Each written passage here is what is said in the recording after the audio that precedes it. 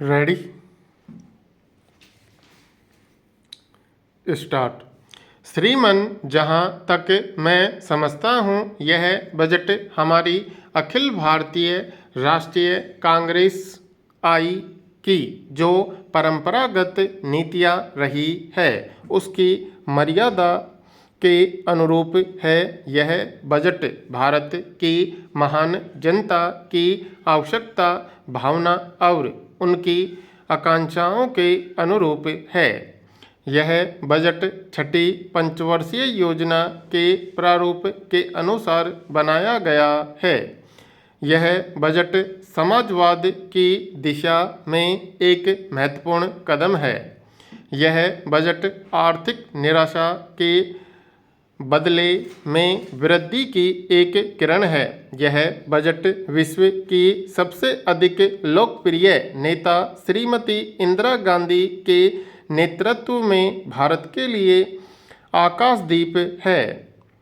श्रीमान, 1977 में कांग्रेस आई की पराजय और जनता पार्टी की विजय का केवल यह कारण था कि हमारी एक नीति विशेष के कार्यान्वयन के कारण कुछ निहित स्वार्थी शक्तियों ने एक ऐसा भयानक षड्यंत्र रचा जिसकी गड़बड़ी के कारण उनको सफलता मिली और देश की बागडोर उनके हाथ में आ गई।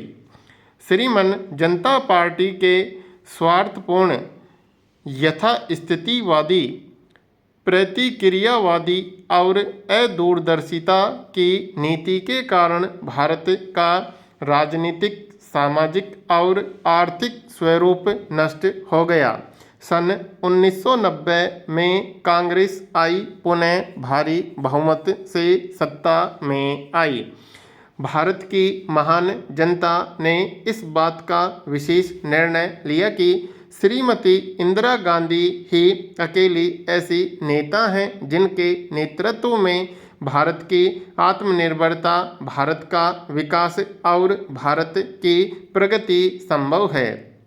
मैं वित्त मंत्री जी को इस बात के लिए बधाई देना चाहता हूं जिन्होंने यह बजट प्रस्तुत किया है और यह निश्चित रूप से कहा जा सकता है कि कुछ वर्ष पूर्व जो निराशाजनक परिस्थितियां थी उनमें सुधार हुआ है।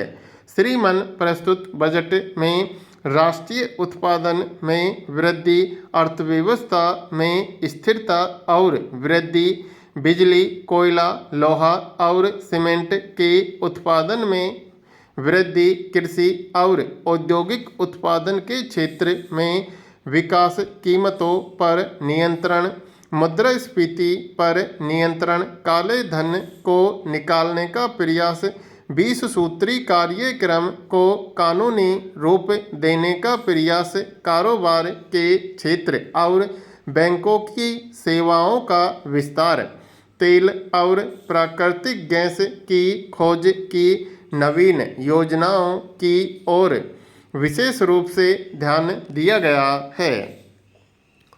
श्रीमान, मुझे प्रसन्नता है कि सरकार का ध्यान कृषकों की ओर विशेष रूप से दिया गया है। उन्नतशील बीज उत्पादन और सिंचाई के क्षेत्र में विस्तार और उर्वरकों की अधिक उपलब्धता और छोटे और सीमांत कृषकों मजदूरों को विशेष राहत दी गई है और उसी के साथ साथ कुटीर तथा लघु उद्योगों को अधिक से अधिक प्रोत्साहन देने का प्रयास किया गया है। इसके साथ ही अनुसूचित जातियों और जनजातियों, निर्बल वर्गों और निर्धन वर्गों की ओर विशेष रूप से ध्यान दिया गया है। यह कार्य प्रशंसनीय है। मुझे प्रसन्नता है कि सरकार का ध्यान परिवहन और यातायात की सुविधा बढ़ाने की ओर गया है। संचार सुविधा की ओर भी सरकार का ध्यान विशेष रूप से गया है। इसमें काफ़ी सुधार लाने के प्रयास किए जा रहे हैं। हमें पूरी आशा है कि मंत्री जी इस दिशा में कारगर कदम उठाकर हमारी संचार व्यवस्था को ठीक करेंगे। श्रीमान, उत्तर पूर्वी क्षेत्र के लिए परिवहन की सुविधा की जो विशेष व्यवस्था की गई है और वहाँ के लिए जो हवाई सेवा की व्यवस्था की गई है वह प्रशंसनीय है। इस उत्तर पूर्वी क्षेत्र की ओर हमारी सरकार ने जो विशेष रूप से ध्यान दिया है उसके लिए मैं सरकार को बधाई देना चाहता हूँ। श्रीमान, हमारी सरकार ने श्री संजय गांधी ने जिस समस्या की ओर उनका ध्यान गया था और जो किसी देश की सबसे बड़ी समस्या है, जनसंख्या की समस्या, उधर ध्यान दिया है। मुझे बड़ी प्रसन्नता है कि सरकार अमर संजय गांधी के बताए हुए मार्ग पर चलने के लिए कृत संकल्प है। श्रीमान, असंतुलित क्षेत्रों के विकास की ओर सरकार का ध्यान सदैव रहा है। उत्तर प्रदेश भारत का बहुत पिछड़ा हुआ प्रदेश है और उत्तर प्रदेश में अमेठी संसदीय क्षेत्र सबसे पिछड़ा हुआ क्षेत्र है। मैं सरकार से प्रार्थना करूंगा कि अमेठी संसदीय निर्वाचन क्षेत्र में एरोनॉटिक्स कॉम्प्लेक्स, एविएशन प्रोजेक्ट और फर्टिलाइजर फैक्ट्री अवश्य लगाई जाए। अमेठी संसदीय क्षेत्र में 1800 एकड़ भूमि कृषकों से अधिग्रहण की गई थी। इस 1800 एकड़ भूमि में एक विशाल औद्योगिक क्षेत्र के विकास की परिकल्पना की गई थी, इसलिए उसे अवश्य पूरा किया जाना चाहिए। श्रीमान, मैं बहुत अधिक समय नहीं लूँगा, मैं केवल थोड़ा सा समय और लेना चाहूँगा। प्रस्तुत बजट में वित्त मंत्री जी ने करों में छूट दी है। मैं उनकी घोषणाओं का स्वागत करता हूं। उन्होंने जो नवीन कर प्रस्तावित किए हैं मैं सभी का समर्थन करता हूं।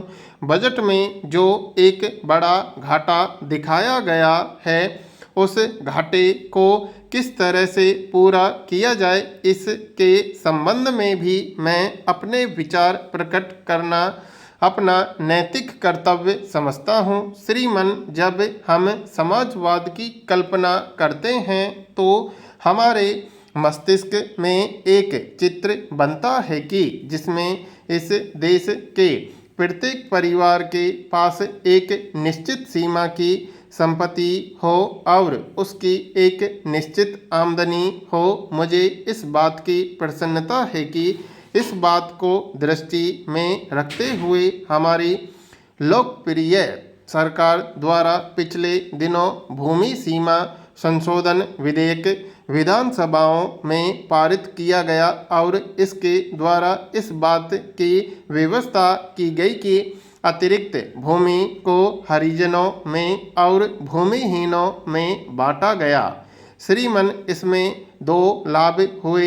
एक तो देश की जो सामाजिक और आर्थिक विषमता है उसको कम करने की दिशा में मजबूत कदम उठाया गया और दूसरा जो भूमिहीन लोग थे, जो अनुसूचित जातियों के भूमिहीन लोग थे जिनके पास कब्रिस्तान की भी जगह नहीं थी, उन्हें भूमि मिल सकी। दूसरी ओर श्रीमान, यह भी हुआ कि कृषकों की भूमि जो थी यह कृषकों की संपत्ति थी और आय का साधन भी थी। उत्तर प्रदेश में 18 एकड़ पर सीलिंग की गई वह धरती किसानों की संपत्ति भी थी और आय का साधन भी थी। उसको अगर आप उनसे छीनकर वहाँ पर खेती के अलावा और कामों के लिए उसे दे देंगे तो हमें नुकसान ही होगा।